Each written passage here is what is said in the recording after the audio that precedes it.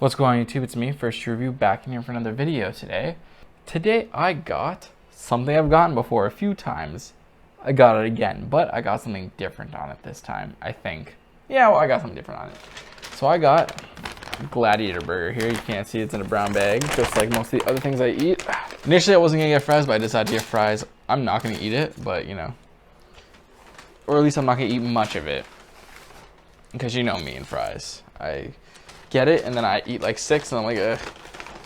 Just because 9 times out of 10 I don't like the fries the restaurants have, right? So I just kind of ignore it. So what I got here is the Gladiator from Gladiator Burger, and it has something on it that I never get: beef bacon. So this will be my first time trying beef bacon, and hopefully it turns out good.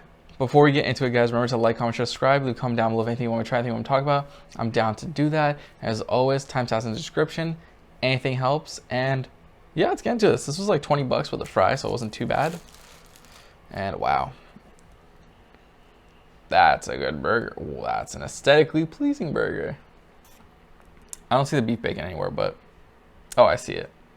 I don't know if you can see it right there, but going in. Wow, that tastes like a heart attack. That's such an unhealthy burger, but it's delicious. I love it. It's so good. The patty tastes good. The cheese tastes good. The pickles, the sauce. I don't think I got a piece of beef bacon in there, but it tastes good. Fry. Oh, I did get a piece of beef bacon in there. Oh, okay. The beef bacon tastes pretty good, actually. Kind of fatty. It definitely has like a really strong beef taste to it. I don't know if I'd get it again because I feel like it's just unnecessary, but it's still pretty good, you know. Like, I'm not mad that I got it. So how's everyone's day today? My day was all right. I had work today. Busy day at work, but I had kind of like an hour break because the system was down, so that's really good. However, I just learned that I might be working from home soon, within the next week. So hopefully that goes through, because the way I can just relax and not have to spend 2 hours commuting and actually get a bit more sleep will be crazy.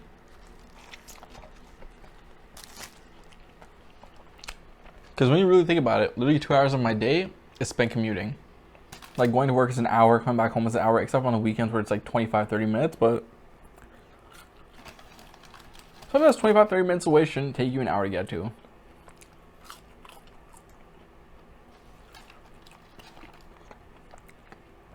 So I'm excited for that. Anyways, what I want to talk about is something that I actually haven't done in a few weeks. Actually, I haven't done it in a while. I don't remember the last time I did it, but it's an album review.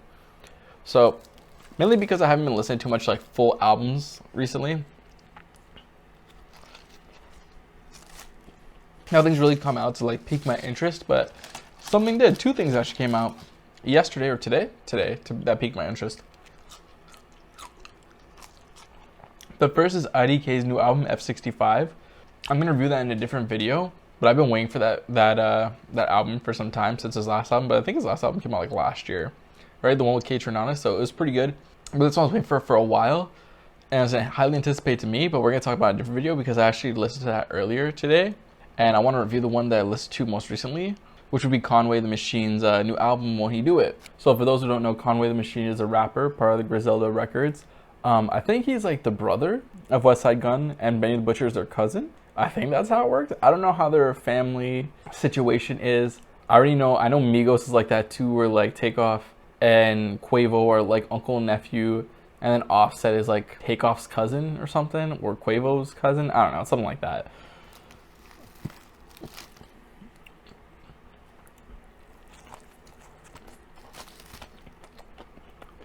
But he came out with his new album, and I thought I should give it a listen. I'm gonna say I really liked the album.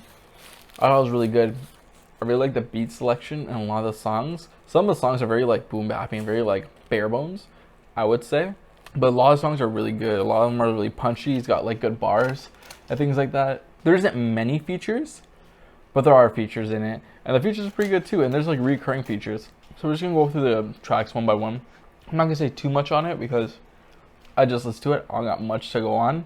I need to listen to it over and over again, but I just really wanted to get it out because I really liked it.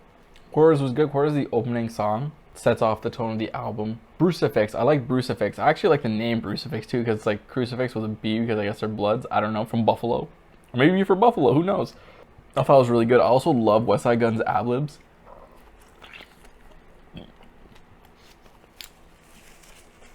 Monogram is good. Stab Out is really good too. Flesh on My Feet is really good as well. I liked it. All these songs have like good beats, but for the first half of the album, I feel like the beats weren't as like hard hitting. They're more like maybe like sample heavy.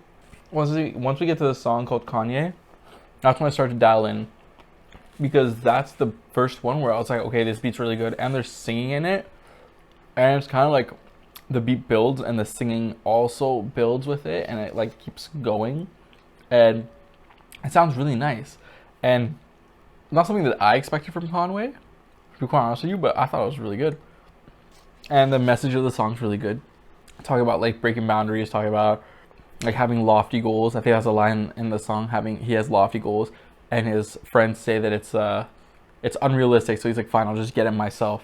And I feel like that's a very relatable thing for a lot of people, having these goals and people saying that's not realistic. I guess Kanye is a good name for the song too, because if anyone's watched the Genius documentary, you can see this, he came from like not really anything, not much, and now he's a billionaire. So I'm sure if he said that to someone back in the day, or when he said that to people back in the day, people were just like, what?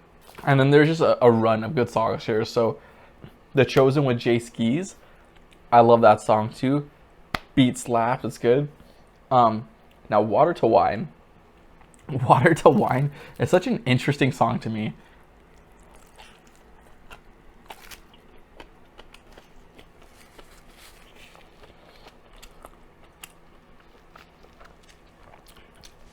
So it's like a love song, right? But it's a love song by people I didn't expect to make a love song. But so like Conway is not a love song guy to me.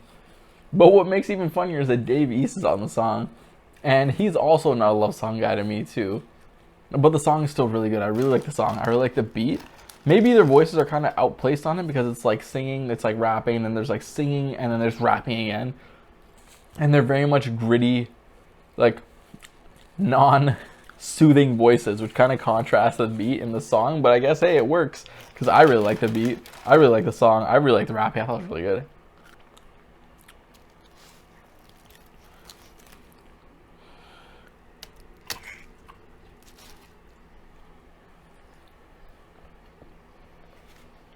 And then we get to Brick Fair. And Brick Fair wasn't my favorite song on the album.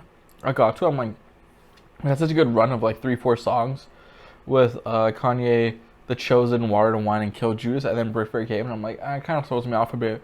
But it picks it back up at Brooklyn Chop House. I think Brooklyn Chop House is a really good song. I love it. And it's always interesting to see Fabulous on a song.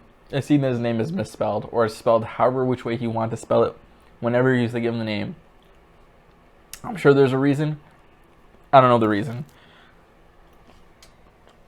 I always wondered, but I'm never going to Google it. Tween Cross Tween was really good too. And then it goes into Won't He Do It. Now, I love Won't He Do It. The title track of the album, I love the song. The song's really good. However, there is a part in the song which really gets to me. So 7XV the Genius? Sex V the Genius? I don't know what that name is, but whatever the name is, I'm sure you guys know. Whatever the name is, she goes so strong and so well on the song. But then she says something which just throws me off. She's rapping, and then she says remarkably. The word remarkably. But when she's saying the word remarkably, she doesn't say it properly. She adds an extra syllable to it, and I can't even repeat it to you because she said it in such a wrong way that I don't even like remember how she said it, 'cause it's so different from how the words are actually supposed to be said. And there's people who've done it before. Like Kanye said apartment before, and I think Touch the Sky. And there's other ones where people try to bend the word, but it's like she said like remarkably or something, like remarkably or something. I don't know. And that kind of, after she said it, the other like 30 seconds to a minute left in the song I couldn't think about, because I was just thinking about what did she just say to me. Song slaps though.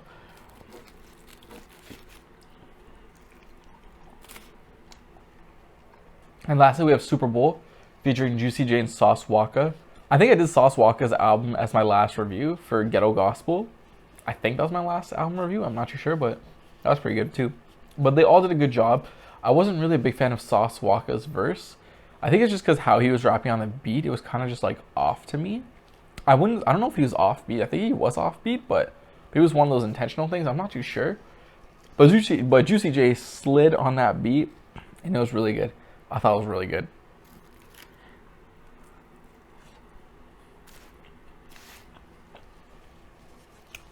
But yeah, together, I really like that.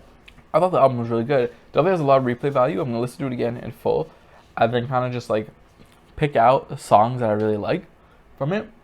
I'm thinking like a strong like 7.8 out of 10 on the album. That's really good. And then the burger is like an 8.5. The burger is better than the album. Got myself a cherry Coke today. Yes, no black writing. It's Friday, which means I have sugar today. Super happy. But yeah, that was Conway The Machine's album, Won't He Do It? Really good, 7.8 out of 10. Highlight tracks are, for me at least, Brucifix, Stab Out, Kanye, The Chosen, Water Wine, Kill Judas. Basically everything. Brooklyn Chop, Tween Cross Tween, Won't He Do It? Like 98% of Won't He Do It, except for when she said that one word in Super Bowl, minus Sauce Walka's verse. Really good. And then the burger, I'm going to give it 8.5 out of 10. Remember to like, comment, share, subscribe, leave a comment down below if anything you want to try, anything you want to talk about. Remember, everything helps, and I'm down to try it. Check out the suggested videos in the side here, guys. And yeah, Won't He Do It? Conway The Machine, 7.8 out of 10. Gladiator Burger, 8.5 out of 10. First review. Peace!